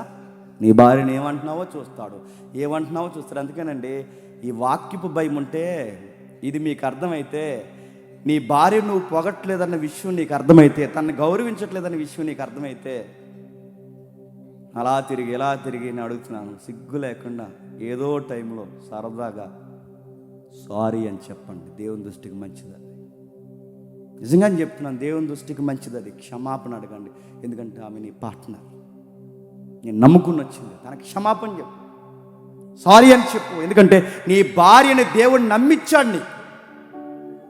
నీ లైఫ్లో ఎవరైనా విలువైన వ్యక్తులు, నీ లైఫ్లో ఎవరైనా బ్యూటిఫుల్ పర్సన్, నీ లైఫ్లో అందమైన సొగసైన సౌందర్యం కలిగిన ఎవరైనా ఉన్నారంటే నీ భార్య అంతే. ఈ మాట ఈ జనరేషన్ సరిపోయినట్టు వాడుతున్నాను ఏమనుకోకండి. నీ లైఫ్లో హీరోయిన్ ఎవరైనా ఉందంటే నీ భార్య, అంతే. ఐశ్వర్య వచ్చి ఎదురుగా నిలబడినా నీకు మీ ఆవిడే నచ్చాలి, గుర్తుపెట్టుకో. అంతే, దేవుడే ఏర్పరిచిన బంధం, అంతే. ప్రపంచ అందగత్తులు సుందరులు అందరూ వచ్చి మిస్ యూనివర్స్లో, ఆ యూనివర్సిటీ, ఇండియన్ యూనివర్సిటీలో ఉన్నారు కదండి, జిల్లా యూనివర్సిటీ కూడా వచ్చేసారు ఈ మధ్య. మిస్ యూనివర్స్ ఇండియా, జిల్లా, రాష్ట్రం ఏవైతే ఉన్నావో ఎంతమంది ఈ మిస్ యూనివర్స్లో వచ్చి నిలబడినా నా లైఫ్లో ఒకే ఒక యూనివర్స్లో ఉన్న ఒకే ఒక్క హీరోయిన్ ఎవరు చెప్పండి? నా భార్య. మీరు ఏ ఫీల్ అనుకుంటున్నా తెలియదు, కానీ భార్యని అలా ఊహించుకుంటే చెప్తున్నాను, దేవుడు చాలా ఆనందిస్తాడు నేను బట్టి. ఎందుకంటే నువ్వు భార్యను ప్రేమించాలి, నీ భార్యను ప్రేమించాలి, నువ్వు భార్యని ప్రేమించాలి. దరిద్రం వేడి చెప్తున్నా, భార్యను ప్రేమించడు. ఆడెవడో పిల్లిని ప్రేమిస్తున్నాడు, పిల్లిని. నాకు మా ఆవిడ కన్నా పిల్లి అంటే ఇష్టమేనండి అన్నాడు. ఎవరో ఒక ఆయన బాధపడుతూ చెప్పాడు, వాళ్ళ ఇంటికి వెళ్ళారట, చూసారు లేదో సోషల్ మీడియాలో వీడియో. వాళ్ళ ఇంటికి వెళ్ళిన వెంటనే చూడండి, రిలేషన్ బంధాలు ఎలా కోల్పోతున్నారు. వాళ్ళ ఇంటికి వెళ్ళిన వెంటనే పిల్లి వచ్చిందంటే, ఏ ఇలారా బుజ్జి ఇలారా అన్నాడు. బుజ్జి అంటే ఆవిడే, పిల్లే ఇలా వచ్చింది. అంకుల్ వచ్చాడు చూడు అన్నాడట. ఎవరు ఏడు? దీనికి కూడా, దేనికి? జీవిని పిల్లికి అంకుల్ నేడు అనుకున్నాడు ఆడు. పిల్లికి అంకున్నాడు, పిల్లికి అంకులా, కుక్కలకు అంకులమా? ఎవరిని ప్రేమించాలి నువ్వు? పిల్లుల్ని కుక్కల్ని కాదు అయ్యా ప్రేమించాల్సింది, చెప్పు. నీ భార్యను ప్రేమించు. ఆ పిల్లిని పిలిచి అన్నాడట, ఎవరు వచ్చారో చూడు, అంకుల్ వచ్చాడు అన్నాడట. దానికి అంకుల్ అయితే అక్కడికే చచ్చిపోవాలనిపించింది అడిగి. కొంతమంది కుక్క పిల్లలతో పిల్లి పిల్లలతో చెప్తాడు చూడు, అన్నయ్య వచ్చాడు చూడు. అన్నయ్య ఎవరికి అన్నయ్య? నేను కుక్కకి అన్నయ్యనా? నేను మీ బంధాల విలువ మీకు తెలుస్తుందా? దాన్ని ప్రేమించండి, వాడిని ఆదరించండి, వాడు ముద్దు ముచ్చట పెట్టండి. కానీ ఎన్ని జంతువులు ఉన్నా మనకి జీవితంలో విలువైన బంధం ఒక్కరే, చెప్పండి, నీ భార్య భర్త, అంతే. ఇంకే బంధాలైన తర్వాతేనండి, ఏ బంధాలైనా తర్వాత అండి, ఏవైనా తర్వాతనండి, ఏవైనా తర్వాతే మన బంధాలు. అందుకే ఆదామవ్వలకి దేవుడు పెళ్లితో ఆగిపోలేదు. దేవుడు ఏమన్నా తెలుసా? ఆదామవ్వలకి పెళ్లితో ఆపేయకుండా దేవుడు అన్నాడు, కొనసాగించండి. నా సంకల్పం ఒకటి ఉంది, మీరు ఒంటరిగా ఉండకూడదు, ఈ భూమిని నిండించండి. నేను ఎందుకు పెళ్లి చేయాలనుకున్నానంటే, ఆదాము నువ్వెందుకు ఒంటరిగా ఉండకూడదు అనుకుంటా, ఆదాము ఈ భూమిని మనుషులతో నింపాలి, ఇది నా చిత్తం, అందుకే పెళ్ళి. ఇది నా చిత్తం, అందుకే మీకు పెళ్లి చేస్తున్నాను. ఇదిగో ఇది మీ ఇది నా చిత్తమే కాదు, మీ చిత్తం అని కూడా భరించాలి. బైబిల్లో మరొక పదం వాడాడు ఇద్దరికి, సాటైన సహాయం. సాటైన సహాయం. సాటైన సహాయం అంటే ఎందులో సాటైన సహాయం అండి? సీరియస్గా వినండి, ఎందులో సాటైన సహాయం? అప్పులలో కూడా సాటైన సహాయమే, బాధల్లో కూడా సాటైన సహాయమే, జబ్బులలో కూడా బాధైన సహాయమే, పండగలో కూడా సాటైన సహాయమే, కష్టంలో కూడా సాటైన సహాయమే. ప్రతి విషయంలో నాతో ఉండే ఒకే ఒక్క పర్సన్ నా భార్య భర్త మాత్రమే. మీరు ఎవరినన్నా చూడండి, మనకు బాధ కలిగితే, మనకి ఏదైనా నష్టం కలిగితే ఆ బాధని మనలాగే ఫీల్ అయ్యేది ఎవరైనా ఉన్నారంటే మన జీవిత భాగస్వామి తప్ప ఇంకెవరు ఉండరు. మనం నవ్వుతే వాళ్ళు నవ్వుతారు, మనం ఏడిస్తే వాళ్ళు ఏడుస్తారు. ఎందుకండి అలా ఉన్నారని అడుగుతారు వాళ్ళు. అర్థం చేసుకున్న భార్య అయినా, అర్థం చేసుకున్న భర్త అయినా మనం నవ్వుతే నవ్వుతారు. అందుకే సాటైన సహాయాలుగా ఒకరికొకరు ఉండాలంటే ఎక్కడెక్కడ సాటైన సహాయం? అప్పులైనా, బాధలైనా, కష్టంలైనా, జబ్బులైనా, పండుగలైనా, పబ్బులైనా, నష్టాలు, కష్టాలు, ఎందులైనా, చివరికి జరిగిన తప్పుల్లోనైనా ఇద్దరికి సమానమైన సహాయకులే, అంతే. నీ ఫ్యామిలీలో ఏదో మిస్టేక్ జరిగింది అనుకోండి, ఆయనదొక్కడదే కాదు, చెప్పండి, నీది కూడా, నీదొక్కదాందే కాదు, ఆయనది కూడా. మీరందరూ కలిసి ఇలా బతకాల్సిందే. అదే భార్య భర్తల బంధం అంటే. ఇంకేమని రాశాడు త్వరగా చూద్దాం. ఎఫెసీయులకు రాసిన పత్రిక, ఎఫెసీయులకు రాసిన పత్రిక, త్వరగా ఎఫెసీయులకు రాసిన పత్రిక 5వ అధ్యాయం, ఎఫెసీయులకు రాసిన పత్రిక 5వ అధ్యాయం 22వ వచనం చూడండి. స్త్రీలారా ప్రభువుకు వలె మీ సొంత పురుషులకు లోబడి ప్రభువునకు వలె మీ సొంత పురుషులకు లోబడి ఉండుడి. క్రీస్తు సంఘమునకు శిరసై ఉన్న ప్రకారము క్రీస్తు సంఘమునకు శిరస్సై ఉన్న ప్రకారము పురుషుడు భార్యకు శిరసై ఉన్నాడు. పురుషుడు భార్యకు శిరస్సై ఉన్నాడు. జాగ్రత్తగా వినండి, ఇక్కడ మనకు కనబడుతుంది రెవల్యూషన్ ప్రత్యక్షత అయింది. ఏం ప్రత్యక్ష అయింది ఆదాముకి? ఆమె మనిషే, నాలాంటిదే, నాలాగే ఏడుస్తుంది, నాలాగే బాధపడుతుంది. నాకు హృదయానికి ఎన్ని బాధలు అవుతున్నాయో తనకు కూడా బాధలు ఉంటాయి. నాకు సంతోషం ఎలా ఉందో తనకు కూడా సంతోషం ఉంటుంది. సేమ్ ఆమె కూడా మనిషే కాదు, జెండర్ డిఫరెన్స్ ఉందంటే దీన్ని అర్థం చేసుకోవడమే ప్రత్యక్షత. ముందుగా నీకే హృదయం ఉంది, నీకే బాధలు ఉన్నాయని కాదు, తనకు కూడా బాధలు ఉంటాయి, తనకు కూడా హృదయం ఉంది, తనకు కూడా ఇష్టాలు ఉంటాయి, తనకు కూడా నవ్వులు ఉంటాయి. తనని అర్థం చేసుకోవడమే ప్రత్యక్షత అంటే. మ్యారేజ్లో ప్రత్యక్షత అంటే తనని అర్థం చేసుకోవాలి. ఎందుకు అలా ఉంటుంది, ఎందుకు అలా మాట్లాడుతుంది, ఇవన్నీ అర్థం చేసుకోలే, ఇవన్నీ తెలియట్లేదు. ఈరోజు రకరకాల విషయాల్లో, రకరకాల కోణాల్లో, రకరకాల విషయాల్లో ఒకరినొకరు అపార్థం చేసుకుంటున్నారు. ఇదిగో ఒక జోక్ చూస్తాను, ఇందాక సత్య గారు పంపించారు నాకు. సరిగ్గా ఎలక్షన్ టైంలో వచ్చింది అనుకుంటాను ఈ జోక్. స్క్రీన్ మీద వేద్దును, కాకపోతే అది చూడడానికి బాగాలేదని నేను వేయట్లేదు. ఎలక్షన్ టైంలో భర్త సీరియస్గా ఆలోచిస్తూ అయ్యోపు తిరిగి పడుకున్నాడు. ఎలాగా ఈవిడ అయ్యోపు తిరిగి పడుకుని ఇలా ఒక లుక్ వేసింది. ఏడు తేడా ఉన్నాడు ఇలా అనుకుని ఒక మాట రాశారు. డౌట్ లేదు, వీడు ఖచ్చితంగా వేరే అమ్మాయితో, లేదా అయ్యోపుకి ఎందుకు తిరుగుతున్నాడు ఈ మధ్య అన్నాను. ఎందుకు ఆడెందుకు అయ్యోపు తిరిగాడంటే ఆ పార్టీ వాళ్ళు 3 ఏళ్ళు ఇచ్చారు, వీళ్ళు 4 ఏళ్ళు ఇచ్చారు, ఏంటి సంగతి అని ఆడ ఆలోచిస్తున్నాడు. కానీ ఈవిడేం ఆలోచిస్తుంది, తేడా కొన్నాడు ఈ మధ్య. చూసారు, అర్థం చేసుకోవడం కన్నా చెప్పండి అపార్థం ఎక్కువ. ప్రేమ ఉండొచ్చు, బంధం ఉండొచ్చు. ఇక్కడ ఒక మాట ఉందో చూడండి, నీ సొంత పురుషుడు ఎవరట? నీ భర్త. చెప్పండి, నీ సొంత పురుషుడు, నీ భర్త నీ సొంత పురుషుడు, నీ సొంతం. అంతే. ఆవిడ ఎందుకు అలా ఆలోచిస్తుందంటే నీవు ఆమె సొంతం, ఆమె ఆస్తి. నువ్వు ఆమె ఆస్తి కోసం ఆమె ఆలోచించకపోతే ఇంకొక ఆవిడ ఆలోచిస్తే బాగోదు. ఆవిడే ఆలోచించాలి. అందుకే సొంత ఆస్తిగా ఫీల్ అయింది కనుకే టెన్షన్ అవుతుంటుంది. ఏంటి ఇలా ఉంటున్నాడు అనుకుంటుంది, ఆలోచిస్తుంటుంది. ఈ మధ్య నువ్వు తేడాగా ఉన్నావు, ఆలస్యంగా వస్తున్నావు, పట్టించుకోవడం మానేసావు, ప్రేమలో తేడా వచ్చింది, అడుగుతుంటుంది. ఎందుకు? తన ఆస్తి. నువ్వెవరైనా నన్ను అడగడానికి అనకూడదు. బైబిల్ ఏమని రాసింది తెలుసా? నువ్వెవరైనా నన్ను అడగడానికి కాదు, ఆమె అడుగుతుంది. ఎందుకంటే నేను నాకు కాదు సొంతం. చెప్పండి, నేను నా భార్యకి సొంతం. నా భార్య తనకు తాను సొంతం కాదు. చెప్పండి, ఆమె నాకు సొంతం. తన శరీరం మీద తనకు అధికారం లేదు, నా శరీరం మీద నాకు అధికారం లేదు. ఇది ఒకరికి ఒకరు కలిసి ధరించాల్సిన భార్య భర్తల ధర్మం. మ్యారేజ్ అంటే దేవుడు ఏం చెప్తున్నాడు? ఇదిగో ఇన్ని విషయాలు రాస్తున్నాడు, ఇన్ని సంగతులు ముడిపెట్టి రాస్తున్నాడు. మరో విషయం రాస్తున్నాడు చూడండి, మీ పురుషులు మీ సొంతమని, మీ సొత్తని ఆలోచించడని చెప్తున్నాడు. ఒకరికి ఒకరు సొత్తు, ఒకరికి ఒకరు బాధ్యత, ఒకరికొకరు కలిసి బతకాల్సిన జీవితం. ఇవేమీ తెలియకుండా మ్యారేజ్లో ఇటీవల కాలంలో జరుగుతున్నది ఏంటో తెలుసా? ఇదిగో ఈ రెవల్యూషన్ లేదు, ఈ రిలేషన్షిప్ లేదు, చివరికి రెజరెక్షన్ అర్థం చేసుకునే తత్వం లేదు. రెజరెక్షన్ అంటే పునరుద్ధానం అండి. అది ఫ్యామిలీలో ఎలా వర్తిస్తుంది అంటే, ప్రతిదినం నా ఆహాన్ని, ప్రతిదినం నా పొగర్ని, ప్రతిదినం నన్ను నేను చంపుకుంటే కానీ నా భార్యతో తినంగా నేను కాపురం చేయలేను. ప్రతిరోజు నన్ను నేను తగ్గించుకుంటే కానీ, నన్ను నేను చంపుకుంటే కానీ నా భార్యతో నేను జీవితం గడపలేను. నేను ప్రతిరోజు నా ఆహాన్ని, నా పొగర్ని చంపుకోవాలి, మళ్ళీ నూతనంగా పుట్టాలి. ఏమీ ఎరగనట్టు వచ్చి సర్లే జరిగింది ఏదో జరిగిందని అనాలి. అలా నూతనంగా మళ్ళీ తనతో నేను కలవకపోతే ఆ బంధము నిలబడదు. దాన్నే రెవల్యూషన్, దాన్నే రెజరెక్షన్ అన్నమాట. పునరుద్ధానానికి అర్థం ఏంటంటే, ఇదిగో నా భార్య కొరకు నేను తన కొరకు నన్ను నేను అప్పగించుకుంటున్నాను. 32వ వచనంలో అదే చూడండి, త్వరగా ముగిద్దాం. 32వ వచనంలో, 5వ అధ్యాయం 32వ వచనంలో, ఈ మర్మము గొప్పది, అయితే నేను క్రీస్తును గూర్చియు సంఘమును గూర్చియు చెప్పుచున్నాను. మెట్టుకు మీలో ప్రతి పురుషుడును తనను వలె తన భార్యను ప్రేమింపవలెను. భార్య అయితే తన భర్త యందు భయము కలిగి ఉండునట్లు చూసుకొనవలెను. ఏమంటున్నాడు చూడండి, ఈ వచనం కాదు నేను చదువుతున్నాను.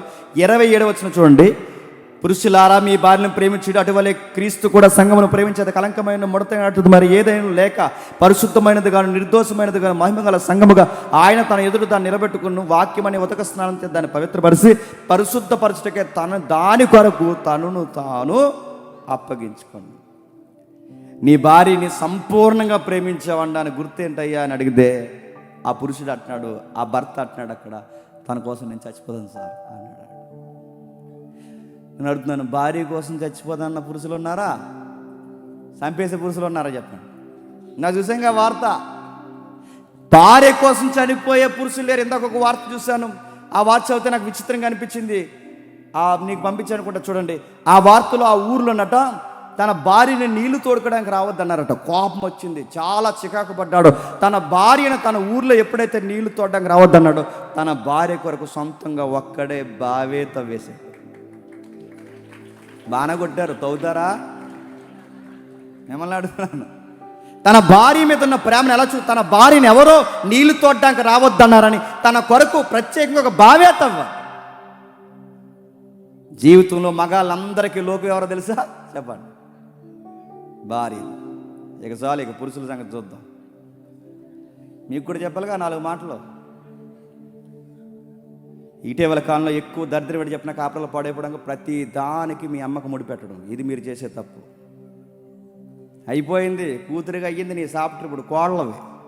కూతురుగా యాక్టింగ్ చేయక ఇంకా.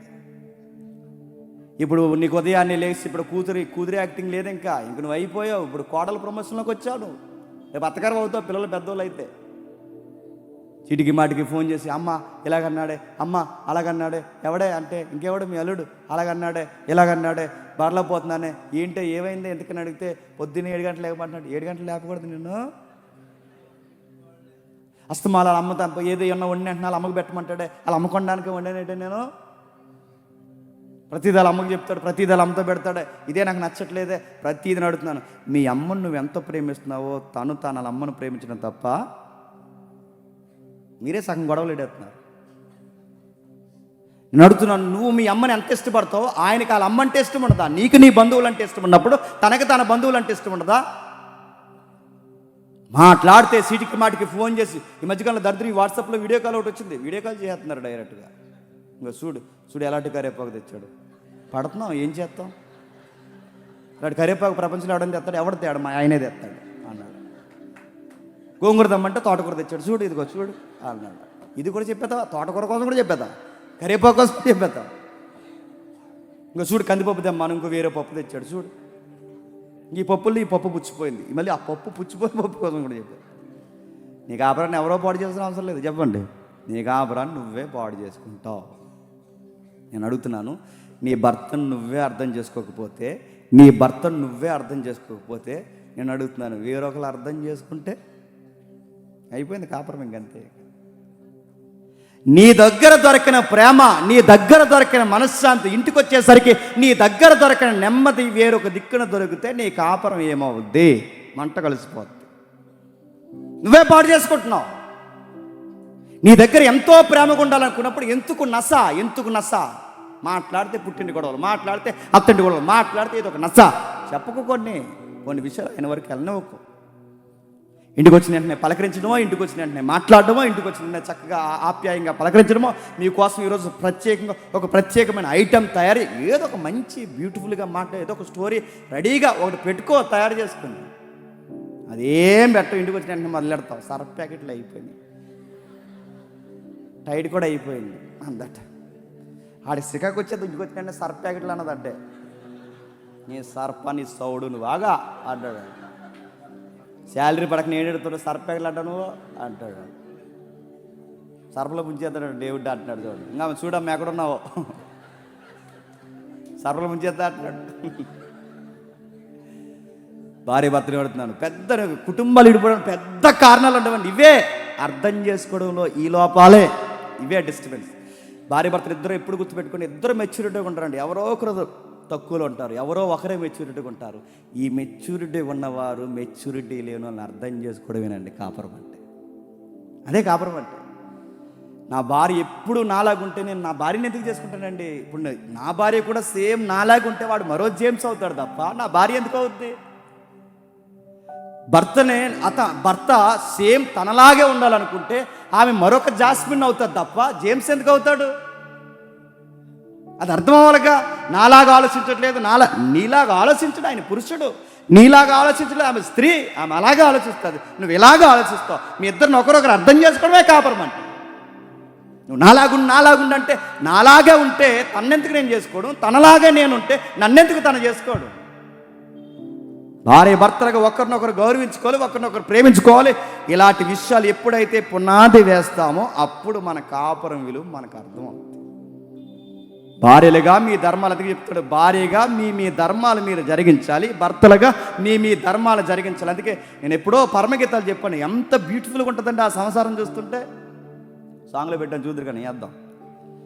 తన భార్యను పక్కన పెట్టి ఎంత ఆ లవర్సా లేకపోతే కపుల్సా అర్థం అవదు.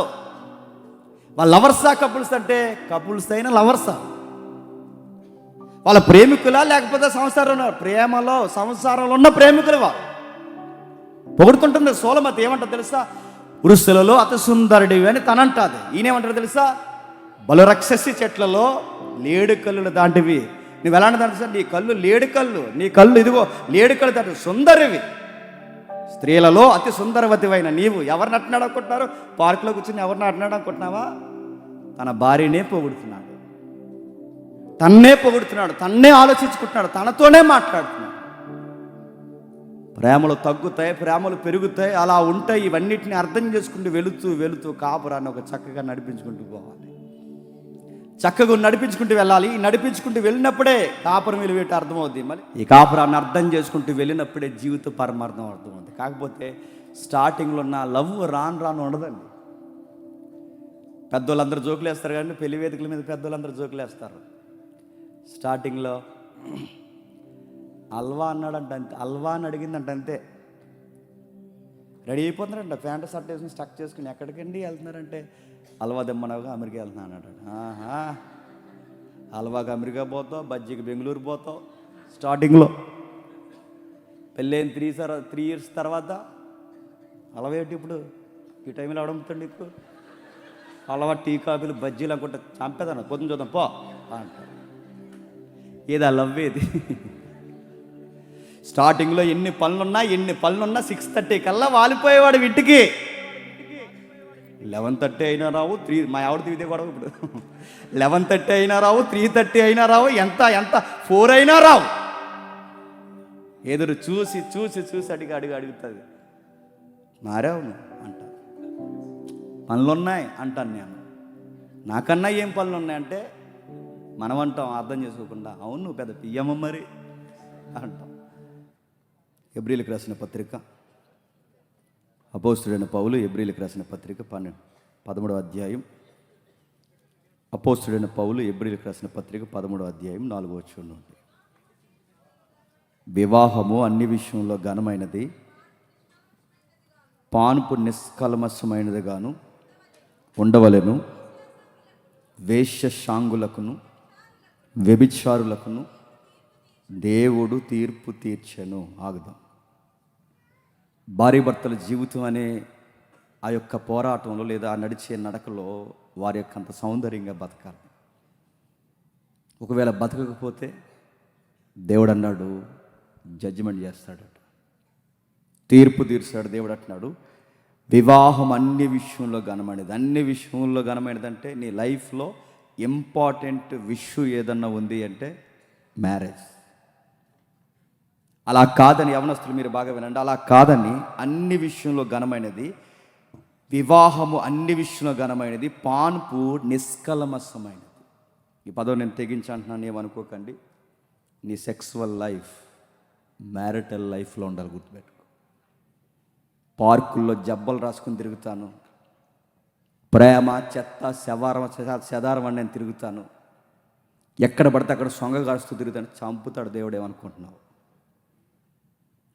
నీ శరీరానికి ఒక కోరుకుందని, నీ శరీరానికి ఒక వేడుందని, నీ శరీరానికి ఒక రుచులు ఉన్నాయని, నీ శరీరానికి ఒక జీవితానికి ఇవి కావాల్సిన అవసరాలు ఉన్నాయని శరీరాన్ని ఇచ్చిన వాడికి తెలుసు. ఆ కోరికలు మ్యారేజ్ అనే పట్టికలోనే తీరాలి. మ్యారేజ్ వెలుపుల తీర్చే ప్రయత్నం చేశావో జడ్జిమెంట్ చేస్తా అన్నాడు. ఎవరిని తీర్పులోకి తీసుకొచ్చి కూర్చోబెడతాడట.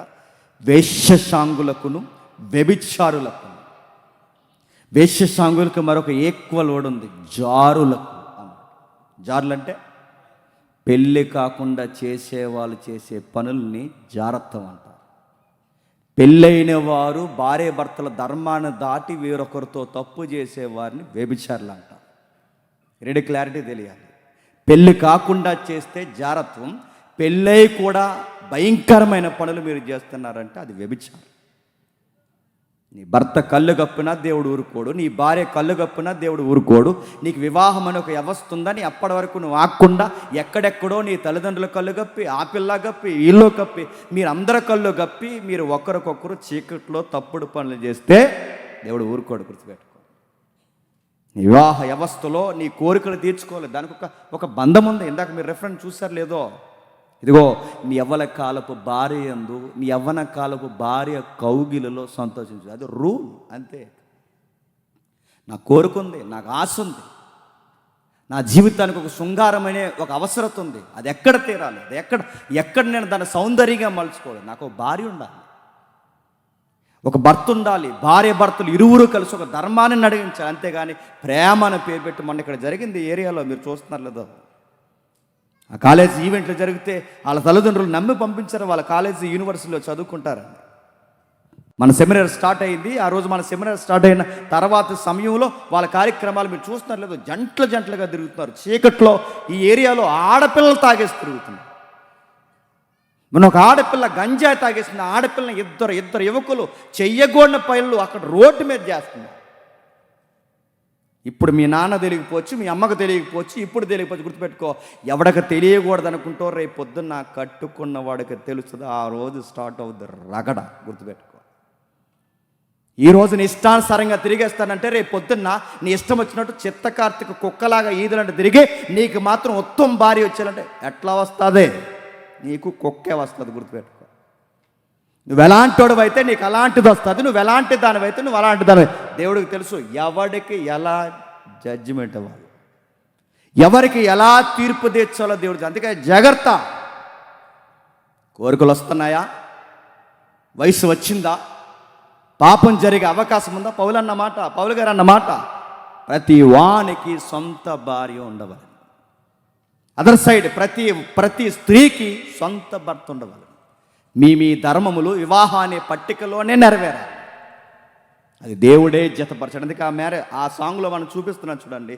ఒక చక్కగా బైబిల్ చదువుకుంటున్న అబ్బాయి, ఒక చక్కగా సండే స్కూల్ చెబుతున్న అమ్మాయి, దేవుళ్ళో ఎదుగుతున్న అమ్మాయి, వీళ్ళిద్దరిని దేవుడు జతపరిచాడు. ఎలా జతపరిచాడు? సండే స్కూల్లో చూసుకోలేదు వీళ్ళిద్దరూ. ఇలాంటి పిచ్చి పని చేయడం మక్కలు ఎరగకూడదని చెప్తున్నాను.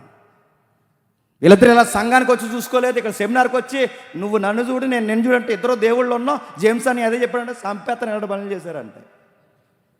అందుకే వేస్తాం అక్కడ ట్యాగ్ వేస్తాం, పెద్ద ట్యాగ్ వేస్తాడు తెలుసా? పెద్దల సమక్షంలో పెళ్లి చూపు. పెద్దలు ఉండాలి, సంఘం ఉండాలి, పరిశుద్ధుల సహవాసం ఉండాలి. బయట వాళ్ళు ప్రేమించుకోవద్దన్నామని దేవుని పిల్లలు ప్రేమించుకోమని చెబుతున్నావా? మధ్యాహ్నం అడిగాడు ఎవడో ప్రశ్న, చెబుతాను మర్చిపోయాను. మళ్ళీ చెప్తున్నాను, పరిశుద్ధత. పెద్దల సమక్షంలో పెళ్లి చూపులు జరగాలి. దేవుడు నిర్ణయిస్తాడు. నువ్వు మంచిగా ఉండే అబ్బాయి అయితే, నువ్వు భయభక్తులు కలిగిన అమ్మాయి అయితే, మీ ఇద్దరు దేవుని పట్ల విశ్వాసం కలిగిన వారైతే దేవుడే జతపరుస్తాడు. ఆదాముకి సరి అయిన వీడు జోడు అవ్వైతే, అబ్రహాముకి సరి అయిన వీడు జోడు శారమ్మ అయితే, ఇస్సాకుకి సరిగ్గా రెబక్కమ్మ అయితే, యాకోబు వేరే సెలక్షన్ చేశాడు, తర్వాత ఇచ్చిన జంట వేరొకటైతే, మీరు రకరకాల చూడండి, ఎక్కడ చూడండి దేవుడు మ్యాచింగ్ పెట్టిన ఆ జంట చాలా బాగుంటుంది. మనం తెచ్చుకున్నవే బీబీస్ ఒకటి వచ్చేద్ది మనకి. ఈ లక్షణాలు చూడ్డు, విశ్వాసం చూడ్డు, ఏమి చూడ్డు. అడిగాడట, 4 ఇస్తారా, 5 ఇస్తారా, 8 లక్షలు ఇస్తారు, మినిమం 3 ఇస్తారా? ఇస్తారు, కంగారు పడకు, తెస్తుంది. బండెక్కి వస్తుంది, బుల్లెట్ ఎక్కి. నేను అడుగుతాను, ఏమీ చూడలేదు. భక్తి ఉందా, విశ్వాసం ఉందా చూడాలి. అందుకే రాస్తున్నాడు చూడండి, వివాహం అన్ని విషయంలో ఘనమైనది, పాన్పు నిష్కల్మషమైనది ఉండవలను. వేశ్య పనులు చేశావో చంపుతాడు, వ్యభిచారపు పనులు చేశావో ఊరుకోడు. మీరువురు జీవమను కృపావరములో ఒకరికి ఒకరు పాలి భాగస్తులు. నీ కోరికొస్తే ఆయన ఉన్నాడు, ఆమె కోరికొస్తే ఆయన ఉన్నాడు, ఈమెకు కోరికొచ్చినా ఆయన ఉన్నాడు, ఆయనకు కోరికొచ్చినా ఈముంది. ఒకరికి ఒకరు ధర్మము జరిగించవలను. మరొక విషయం రాస్తున్నాడు ఇక్కడ, ధనాపేక్ష లేని వారై ఉండుడి, ధనాపేక్ష లేని వారై తృప్తిగా ఉండుడి. ఎందుకు ఈ మాట చెప్పాడు? సడన్గా మ్యారేజ్ కోసం చెప్పి వెంటనే మనీ కోసం ఎందుకు చెప్తున్నాడు? సగం కాపురాలు ఎక్కడ పాడైపోతుందో చెప్పినా మనీ విషయంలోనే పాడైపోతున్నాయి. సగం కాపురాలు మనీ విషయంలోనే పాడైపోతున్నాయి. నేను న్యూస్ చూసాను, తమ్ముడు పంపలేదు. తనకి డబ్బులు అవసరం ఉందని తన భార్యని వ్యభిచారం చేయమని మనీ విషయంలో. పాకిస్తాన్లో ఇదిగో మహిళలకు ఉద్యోగం చేయాలని మహిళలకు ఉద్యోగాలు ఇచ్చారట. అనేక మంది మహిళలకు ఉద్యోగాలు ఇస్తే గృహ పరిపాలన జరిగించాల్సిన కొంతమంది బయట ఉద్యోగాలు చేయడానికి వెళ్తే, ఇదిగో పాకిస్తాన్లో జరిగిన న్యూస్ చెప్తున్నాను, గృహ పరిపాలన జరిగించాల్సిన ఈ పిల్లలు బయటికి వెళ్ళి ఉద్యోగాలు చేస్తే, ఉద్యోగాలు చేసి అక్కడితో ఆగిపోలేదు, అక్రమ సంబంధాలు పాకిస్తాన్లో ఎక్కువైపోయాట. దాని వలన విడాకుల రేటు పర్సంటేజ్ పెరిగిపోయిందంట. చూసారా, చాలామందికి చేసే పొరపాటు ఏంటి చెప్తున్నా, కేవలం సంపాదన పేరుతో భార్య భర్తలు దూరంగా ఉంటారండి. ఎప్పుడో నెలకు ఒకసారి కలుసుకుంటారంట, ఎప్పుడో వారానికి ఒకసారి వస్తారట. ఆ శనివారం వచ్చి బిర్యానీ తినడానికో రెస్టారెంట్కో, ఆదివారం శనివారం మళ్ళీ సోమవారం వెళ్ళిపోతారంట. ఇలా గ్యాప్ ఇచ్చారంటే నేను చెప్తాను, సాతాను కూడా చాలా త్వరగా వస్తారు. కలిసి సంపాదించిన 100 రూపాయలు ఇద్దరు కలిసి సంపాదించండి. ఆవిడ విదేశాల్లో ఉంటుంది, నేను ఇండియాలో ఉంటాను, ఆయన విదేశాల్లో ఉంటారంటే త్వరలోనే పోతారు. మీరు రాసి పెట్టుకోండి. చాలామంది చేసి తప్పేడు చెప్తున్నా, మీ మధ్య గ్యాప్ ఉండకూడదు. మీరు కలిసి సంపాదించిన 100 అయినా కలిసే ఉండాలి. నెలకు 1,00,000 సంపాదించిన ఎవరికి కావాలి 1,00,000? కాపురం కుదిరలేనప్పుడు కోట్ల రూపాయలు సంపాదించి 24 అవర్స్ ఉద్యోగాలు చేస్తూ ఓవర్ నైట్ డ్యూటీలు చేస్తూ సంపాదించి భర్త ఒకవైపు కష్టపడుతుంటే, ఆ భర్త లేని సమయాన్ని వేరొకటికి ఇచ్చి కాపురాలు పాడు చేసుకున్న బుద్ధి లేని గాడిదలు లేరు. తన బాగుండాలి, తన పిల్లలు బాగుండాలని తన ఆలోచించి తన కొరకు కూడబడుతుంటే ఇంటికాడుండి కునుకుతూ భయంకరమైన నీచమైన పనులు చేసే స్త్రీలు లేరు. ఎక్కడో కువైట్కి పోయి ఆడదని కూడా చూడకుండా ఎక్కడో కువైట్కి పోయి అక్కడ కష్టపడి తన భర్త బాగుండాలి, తన బిడ్డలు బాగుండాలని ఆమె అక్కడ గొడ్డ సాకరీ చేస్తుంటే, ఈడు ఎక్కడుండి ఈ ఈదుల్లో తిరిగి పనికి మాలినోడు ఇంకొక దాంతో సంబంధం పెట్టుకుంటాడు. ఎందుకు ఇలా జరిగింది? మీరు డబ్బులు తర్వాతన్నా సంపాదించండి, కానీ మీ కాపురాలు పోయిన తర్వాత డబ్బు సంపాదిస్తే ఎవరికి కావాలి? అందుకే ధనాపేక్ష లేని వారై ఉన్న దానితో తృప్తిగా ఉండండి, దూరంగా ఉండకండి. ఏం సంబంధం వచ్చింది నీకంటే వీడు చెప్పాడట, ఎన్ఆర్ఐ సంబంధం వచ్చిందంట. ఆగు, తెలుస్తుంది. ఎన్ఆర్ఐ సంబంధం వచ్చింది, రకరకాల సంబంధం వచ్చింది. ఎవడకు కావాలి ఎన్ఆర్ఐ సంబంధం? 24 అవర్స్ పిల్లతో ఉండేవాడు కావాలి, 24 అవర్స్ భర్త చేయి పట్టుకుని కాపురం చేసే చక్కటి తల్లి కావాలి. ఎవరికి కావాలి? ఫ్లైట్లో ఉద్యోగం చేస్తే ఎవరికి కావాలి? ఉద్యోగస్తురాలు అయితే. కాపురంలో టైం మెయింటైన్ చేయలేని వాళ్ళు ఎందుకు నడుపుతాను? మీకెందుకు పెళ్ళిళ్ళు? మీరు ఎన్ని చేసినా, ఎంత బిజీ ఉన్నా మీకు ఒక సమయం ఉంది, మీకు ఒక గడి ఉంది, మీకు ఒక బాధ్యత ఉంది. డబ్బులు సగం కాపురాలు ఇందుకే పాడైపోతున్నాయి. నేను ఈ మాట తెగించట్నాను, నా మీద ట్రోల్స్ జరగచ్చు, కానీ తప్పదని నేను అంటున్నాను. ఉద్యోగాల పేరుతో ఉద్యోగాలకు వెళ్ళిన వారే కొలీగ్స్తో అక్రమ సంబంధాలు పెట్టుకున్న కేసులు లేవు. ఎందుకు లేవు చెప్పండి? ఎందుకు లేవు? ఉన్నాయి. ఎవరు అన్నారు ఈ మాట? ఇది పెద్దలు అన్న మాట నేను అంటున్నాను. మగోడు బయటికి వెళ్ళక చెడిపోయాడట. నెక్స్ట్ నన్ను అడగండి. మగోడు బయటికి వెళ్ళి బయటికి వెళ్ళక ఇంట్లో ఉంటే చెడిపోతాడట. జాగ్రత్త. దేవుడు ఎందుకు రేపిస్తున్నాడు? పెద్దలు ఎందుకు చెప్తున్నారు? అనుభవాలతో చెప్పారు పెద్దలు ఇవన్నీ. దేవుడు భక్తుల అనుభవాల్లోంచి మాటలు రాయించారు. ధనాపేక్ష లేని వారై తృప్తి కలిగి ఉండి. డబ్బు జాగ్రత్త, డబ్బు విషయంలో జాగ్రత్త, పాన్పు విషయంలో జాగ్రత్త. టైం ఇవ్వండి, ఒకరికొకరు టైం ఇవ్వండి. ఎప్పుడో ఉన్నామండి, ఎప్పుడో ఇంకా అలా ఉన్నామండి, ఇప్పుడు లేవండి పెళ్ళైన కొత్తలంటే జాగ్రత్త. 60 ఏళ్ళ జీవితం వచ్చిన భార్య భర్తల మధ్య ఆ బంధం అలా ఉండాలి. ఇంకొక వార్త చూశాను, నాకు సత్యాన్ని పంపించాడు. ఇవన్నీ మరి ఎక్కడ సంపాదించాడో ఇందులో ఒక వార్త పంపించాను. 65 సంవత్సరాలు, సుమారు 65 సంవత్సరాలు చెవిటోళ్ళగా యాక్ట్ చేశాడట వాళ్ళ భార్య దగ్గర. 65 సంవత్సరాలు తర్వాత తేలిందట 65 సంవత్సరాల చెవిటోళ్ళలాగా. ఎందుకు అలాగా అయిపోయాడు? ఇలా పోతాడు నస అన్నాడు. ఇలాగే బాగుంది, దీనికి వినమలేంటుంటే ఇంకేమంటలేదని ఊరుకున్నాడు. ఇంకంతే 65 సంవత్సరాలు. 65 సంవత్సరాల వయసు ఎత్తేంత వరకు 65 సంవత్సరాల వయసు ఎత్తేంత వరకు, మరి 40 సంవత్సరాలు ఉందో 30 సంవత్సరాలు ఉందో వాళ్ళ కాపురం, 40 సంవత్సరాలు చేస్తారు 50 సంవత్సరాలు కాపురం తెలియదు, కానీ 65 సంవత్సరాల వయసుతో చెవిటోళ్ళలాగే ఉన్నాడట. నేను అడుగుతున్నాను, నీ భర్త నీతో ఉండాలనుకోవట్లేదంటే నువ్వే పాడు చేసుకుంటావు. నీ భార్య నీతో టైం గడపలేకపోతుందంటే నీ డబ్బు, నీ సంపద నువ్వే పాడు చేసుకుంటావు. భార్య భర్తలు ఒకరికొకరు టైం ఇచ్చుకోవాలండి. నేను ముగిస్తున్నాను. ఎప్పుడో నేను మినిస్ట్రీకి వచ్చిన కొత్తలో చెప్పాను ఈ మెసేజ్లు. భార్యకి టైం ఏం లేదనుకోండి, భర్తకు టైం ఏం లేదనుకోండి, ఆ టైం బట్టికెళ్ళి వేరొకరికి ఇస్తారు, గుర్తుపెట్టుకోండి. ఇస్తే ఏమవుతావు?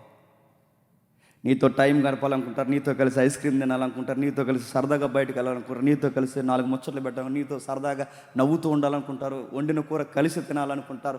ఈ టైం నువ్వు ఏది ఇవ్వకపోతే ఆ టైం బట్టుకెళ్ళి టీవీకైనా ఇస్తారు, ఆ టైం బట్టుకెళ్ళి పక్కింటి వాళ్ళకైనా ఇస్తారు, ఆ టైం బట్టుకెళ్ళి ఇవ్వకూడని వ్యక్తులకి ఇచ్చారో అయిపోయింది కాపురం, అంతే. ఇస్తావు, నువ్వు వెళ్ళి ఏం చేస్తావు? తనకు టైం ఇవ్వు. ఏం చేస్తుంది? టైం పాస్కి సీరియల్ చూస్తారు. టైం పాస్ సీరియల్ చూస్తే సీరియల్ ఏమి నేర్పిస్తారు? ప్రకటన గ్రంథం పలానా అధ్యాయంలో ఇలా ఉందని చెబుతారా? ఏమి నేర్పిస్తారు? టీవీలో ఏమి నేర్పిస్తారు? రచ్చబండ నేర్పిస్తారు. ఏమి నేర్పిస్తారు? సీరియల్ నేర్పిస్తారు. సీరియల్ ఏమి నేర్పిస్తారు? అత్తకి ఎలా కౌంటర్ వేయాలి, భర్తకి ఎలా నైస్గా అబద్ధాలు చెప్పాలి, ఎలాగ విలన్లా యాక్ట్ చేయాలి, అది నేర్పిస్తారు టీవీల్లో. అవన్నీ నేర్చుకుంటుంది నీ భార్య. పక్కటికి వెళ్ళి కూర్చుంటే ఆ పక్కింటి వచ్చి కుదిరైన మాటలు మాట్లాడతారు. ఆ ఈదులో అలాగంట, ఈ ఈదులో ఎలాగంట, వీళ్ళ ఇంట్లో ఎలాగంట, ఈ చెత్త అంతా చెప్తారు. మనం అలా ఉంటే లూజ్ అయిపోతాం, మనం ఆడుగా ఉండకూడదు, మనం కంట్రోల్లో ఉండాలి, మనం అడగాలి, నిలదీయాలి అనగాని ఇప్పుడు పెద్ద విప్లవకారుల ధైర్యపది ఇంటికి వచ్చేసరికి నువ్వే ఇచ్చావు టైం. తనకి ఇవ్వాల్సిన టైం నువ్వు ఇవ్వకపోతే టీవీకి ఇస్తారు, తనకి ఇవ్వాల్సిన టైం ఇవ్వకపోతే బయట వాళ్ళకి ఇస్తారు, తనకి ఇవ్వాల్సిన టైం ఇవ్వకపోతే కొంతమంది బుద్ధి లేని వాళ్ళు ఉంటారు. ఆ బుద్ధి లేని లేడు తెలుసా? వేరొక పురుషుడితో టైం పాస్ చేస్తారు. నేను మళ్ళీ చెప్తున్నాను, జాగ్రత్త. ఆడు తమ్ముడా, చెత్త, చెదారమా, ఎవడైనా మళ్ళీ చెప్తాను, ఇంటికి రావడానికి వీల్లేదు. జాగ్రత్త. నీ టైం నీదే, నీ సమయం నీదే. ఎవడో గొట్టంగాడు వస్తున్నాడు, చంపేస్తాడు, చెప్తాను, దేవుడు చంపుతాడు. మీ ధర్మాలు కేటాయించండి, మీ ధర్మాలు పాటించండి, మీ విలువలు కేటాయించండి అంతే. మీ శ్వాస ఎదుటోళ్ళకు కూడా తగలడానికి వీల్లేదు, వాళ్ళ శ్వాస నీకు కూడా తగలడానికి వీల్లేదు. మీ ఒకరి శ్వాస ఒకరికి మాత్రమే అంకుతం. మీ శరీరం మీద ఆయనకి హక్కు ఉంది, ఆమె శరీరం మీద ఈయనకి హక్కు ఉంది, ఈయన శరీరం మీద ఆమెకు హక్కు ఉంది. ఆ హక్కులను భగ్నం చేస్తే చట్ట ప్రకారమే కాదు నేరం, చెప్పండి, దైవికమైన చట్ట ప్రకారం కూడా నేరం. ఎందుకంటున్నాడు, ధనాపేక్ష లేని వారే కలిగిన వారే తృప్తి పొంది ఉండుడి, నిన్ను ఏమాత్రం విడువను, నిన్ను ఎడబాయను అని ఆయన చెప్పుచున్నాడు. ఎప్పుడు విడవడు, ఎప్పుడు వదలడు, ఎప్పుడు దేవుడు తోడుంటాడు. దేవుడు మాట్లాడుతున్నాడు చూడండి. వివాహాన్ని ఘనముగా ఇచ్చితే, పానుపుని నిష్కల్మషంగా మార్చుకుంటే, ధనాపేక్షకు దూరంగా ఉంటే, ఉన్న దానితో తృప్తిగా బతికితే, దేవుడైన నేను నిన్నెప్పటికీ మీ దంపతుల్ని వదలను, ఎడబాయను. ఇది కదా మనకు కావాల్సిన బ్లెస్సింగ్. మిమ్మల్ని వదలను, ఎడబాయను, ఎల్లప్పుడూ నేను ఇది ఉంటాను. ఇదిగో ప్రభువే నాకు సహాయకుడు, నేను భయపడను. నరమాత్రులు నాకేం చేయగలరు? మా అత్త ఏం చేయగలదు, మా మామ ఏం చేయగలడు, లేదా మా అత్త ఏం చేయగలడు, మా మాంగారు ఏం చేయగలడు, ఎవరు మమ్మల్ని ఏం చేయలేదు. ఎందుకంటే మాకు దేవుడే తోడై ఉన్నాడు. మనం ఈ విలువలు పాటిస్తే దేవుడు మనకు సహాయకుడుగా ఉంటాడు. ఈ విలువలు పాటిస్తే దేవుడు అంటున్నాడు, ఎల్లప్పుడూ మీకు సహాయకుడుగా ఉంటాడు. ఇదిగో మంచి ధైర్యముతో చెప్పగలవారమై ఉన్నాం. ఎప్పుడు ధనాపేక్ష కోసం వేయడం, వేశ్య పనులు లేవు, వ్యభిచారం పనులు లేవు, వివాహాన్ని ఘనమగించాం, పానుపు నిష్కల్మషంగా మార్చుకున్నాం. అందుకే దేవుడు మాకు తోడై ఉన్నాడు అంటున్నాడు ఇక్కడ. ఈ కాపురంలో, మీ కాపురాల్లో దేవుడు తోడుండాలంటే మళ్ళీ చెప్తున్నాను, నీ జీవితంలో అత్యధికమైన విలువైన వ్యక్తి ఎవరైనా ఉన్నారంటే నీ భర్త. నీ జీవితంలో అత్యధికమైన విలువైన వ్యక్తి ఎవరు ఉన్నారంటే నీ భార్య. మీరు ఒకరి ధర్మములు ఒకరు నడిపించాలి. ముగించేద్దాం. ఎఫెసీ పత్రిక తీయండి. ఎఫెసీలకు రాసిన పత్రిక 5:32 ఎఫెసీలకు రాసిన పత్రిక 5:32 ఈ మర్మము గొప్పది, అయితే క్రీస్తుని గూర్చియు సంఘమును గూర్చియు మెట్టికి మీలో ప్రతి పురుషుడు తన వలె తన భార్యను ప్రేమించవలను. ఏం చెప్తున్నాడండి? ఒక ఇంట్లో ఉన్న ఒక పురుషుని చూస్తే ఎవరు గుర్తు రావాలంట బయట వాళ్ళకి? క్రీస్తు. ఒక సంసారం చేస్తున్న ఒక క్రైస్తవ స్త్రీని చూస్తే ఎవరు గుర్తు రావాలంట బయట వాళ్ళకి? సంఘము. నేను ముగించేస్తున్నాను. అంటే ఒక ఫ్యామిలీ అనేది, ఒక రచయిత ఏమన్నాడు తెలుసా? ఒక ఫ్యామిలీ అనేది ఆ ఫ్యామిలీ అనేది ఒక చిన్న సైజు చర్చ్ అది. అంటే ఒక ఫ్యామిలీ అనేది ఒక మినీ చర్చ్, అంటే ఒక చిన్నపాటి సంఘం ఫ్యామిలీ అంటే. ఒక చిన్నపాటి సంఘంలో ఉండాలంటే ఇందులో ఉన్న పురుషుని చూస్తే ఎవరండి ఇతనంటే అచ్చు క్రీస్తుని పోలి ప్రేమిస్తున్నట్టు అనిపించాలి. ఒక భార్యను చూస్తే సంఘం లోబడుతున్నట్టుగా అనిపించాలి. అందుకే ఈ లోబడ్డం అంటే ఏంటో తెలియాలంటే, ఈ ప్రేమించడం అంటే ఏంటో తెలియాలంటే, ఇలా అర్థం చేసుకోవడం అంటే ఏంటో తెలియాలంటే, ఒకరికొకరు ప్రాణం ఎలా పెట్టుకోవాలో తెలియాలంటే ఖచ్చితంగా గాస్పల్ యొక్క డెప్త్ నీకు తెలియాలి, సువార్త లోతు నీకు తెలియాలి, బైబిల్ బాగా చదవాలి. ఇది చదివినప్పుడు అప్పుడు అర్థమవుద్ది, నా జీవితానికి చెప్పండి ఒక అర్థమే ఉన్నది. నా జీవితానికి ఒక అర్థం ఉండడమే కాదు, ఒక పైనున్న ఆయనకు ఒక చిత్తం ఉంది.